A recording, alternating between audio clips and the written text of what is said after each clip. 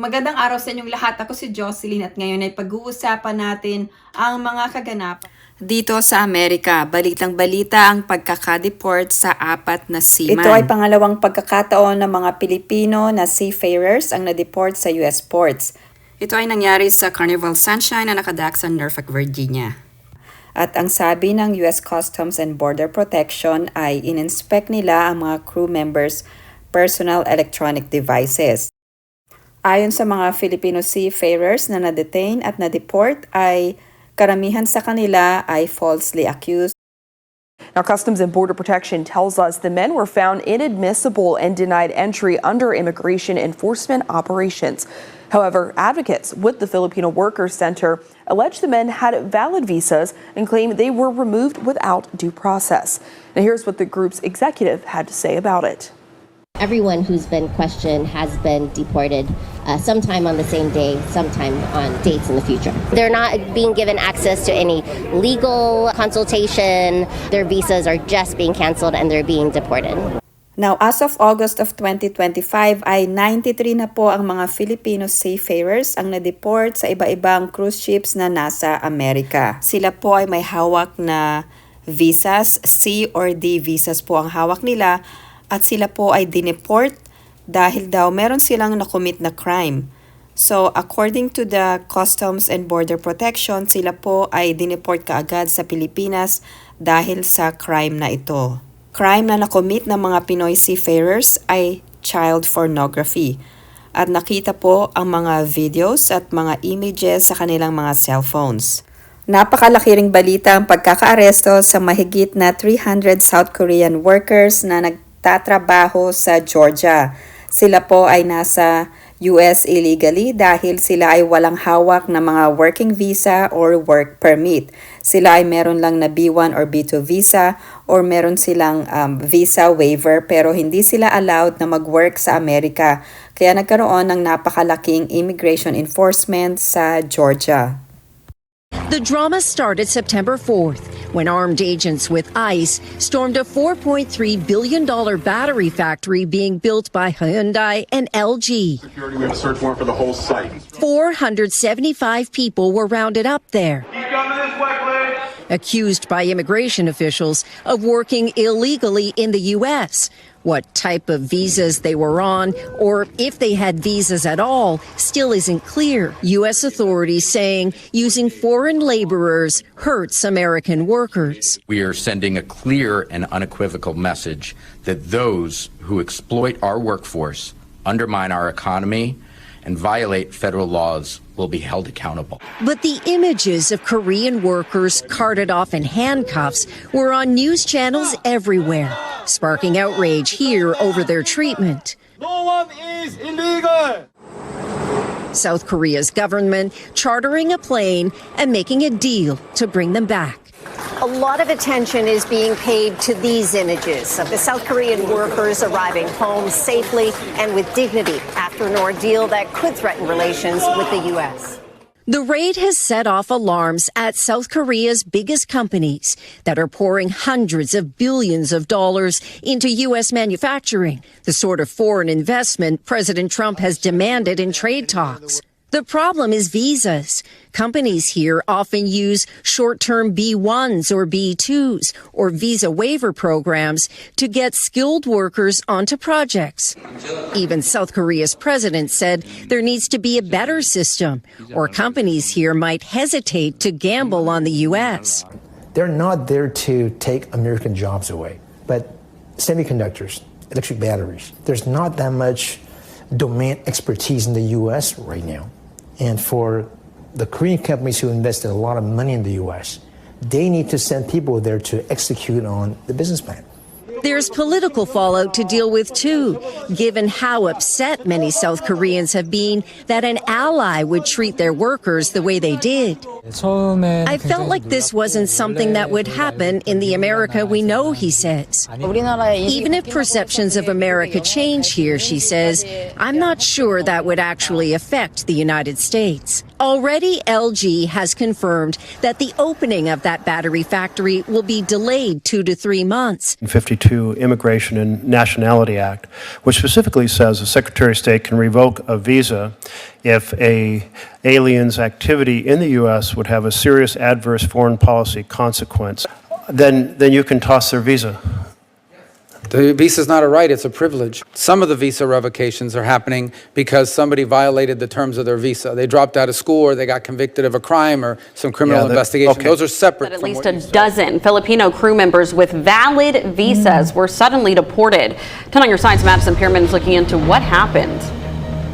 Asia Regina, more than 20 Filipino visa-holding cruise ship workers in Norfolk were allegedly deported because of crimes. But they never got the chance to prove their alleged innocence because they were deported so quickly. We sat down with an attorney to figure out, how could this happen? The executive director of the Filipino Workers Center told 10 on your side since April, more than 20 Filipino citizens lawfully working on cruise ships using C-1D visas in Norfolk were deported. PwC says the basis for the deportations were claims that the individuals were in possession of child pornography. PwC says instead of these individuals being criminally charged for the claims, they were deported without the opportunity to prove their innocence. Their visas were also revoked. Radlyn Mendoza, an immigration attorney in Hampton Roads, said when she first heard the news, she says it was alarming. I just thought to myself, wow, this is really bad. You know, it's bad all the way around. I'm Filipino. I'm a Filipino immigration attorney. My parents, they had one of the very first Filipino grocery stores in Ocean View in Norfolk. Mendoza highlighted the lack of due process for the alleged crimes. She says if they committed a crime, why aren't they or potential victims getting their day in court? Why are you not charging them if they actually did? I mean, it's a crime to have child pornography. So it's very interesting to me that in several cases in Florida, and I believe in California, people were charged. Allegedly deported individuals spoke with PwC. They said they were never shown the child pornography that law enforcement said they possessed. She cited a criminal case out of Florida in April of 2024 where a Filipino cruise ship worker was accused of the same crimes but had a different outcome. He will face deportation when his jail time ends after he got his day in court. At the end of the day, Mendoza says the wide scope of the Secretary of State's power likely gives them the ability to deport the workers. It does fall under these really broad powers.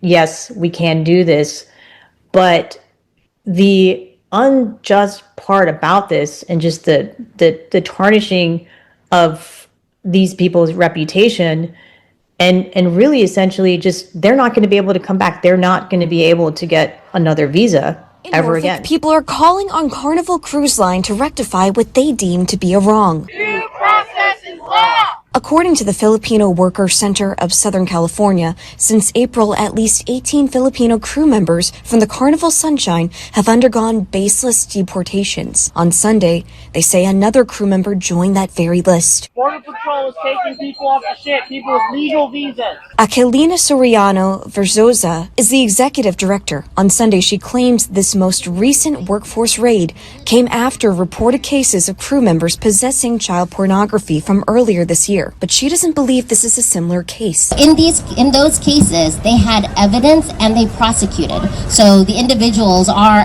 serving time, like 5 years for the charge, and their visas are being canceled on that basis. But that is not what's happening with overwhelmingly, what's happening here. None of the workers on the Carnival Sunshine cruise have been charged with anything. Aquilina says these crew members have no support here in the U.S. Because their families are not here. Their families are in the Philippines or India or wherever their home countries are. And so they didn't have anyone to reach out to when this was happening as well. The group says they want the cruise line to come to the rescue of their crew members. They really benefit from these workers. They should be protecting the workers. They have an attorney on board. Verzosa says there are still 200 workers in the lower ranking positions aboard Carnival Sunshine. To protect them, she had this advice. We're telling them not to sign anything. One, that it's a right. They don't have to sign anything. And oftentimes they don't even know what they're signing. It's not being explained to them. And that they should ask for legal counsel. While Verzosa has to return home to California, there is a plan to help the crew members. We're building this local coalition that's also going to be on an ongoing basis, supporting the workers. We're trying to also pull together a lot of legal defense, like with the NAACP. We're talking to ACLU. Kung ikaw ay isang Filipino illegal immigrant, meron ka ng pagkakataon na makapag self-deport. Kung ikaw ay magse-self-deport, meron ka pang chance na makabalik ng Amerika legally. So ito pong CBP Home, ito po yung app na ginamit ng Biden administration na mag-allow ng illegal immigrants na makarating sa Amerika. Ngayon, unang-una, i-download mo ang app at piliin ang departing traveler. At iselect nyo po ang language. Pangalawa ay isubmit ang intent to depart. Sa portion na ito ay kukuhanan ng inyong litrato or inyong photo at ipaprocess ang inyong biographical information.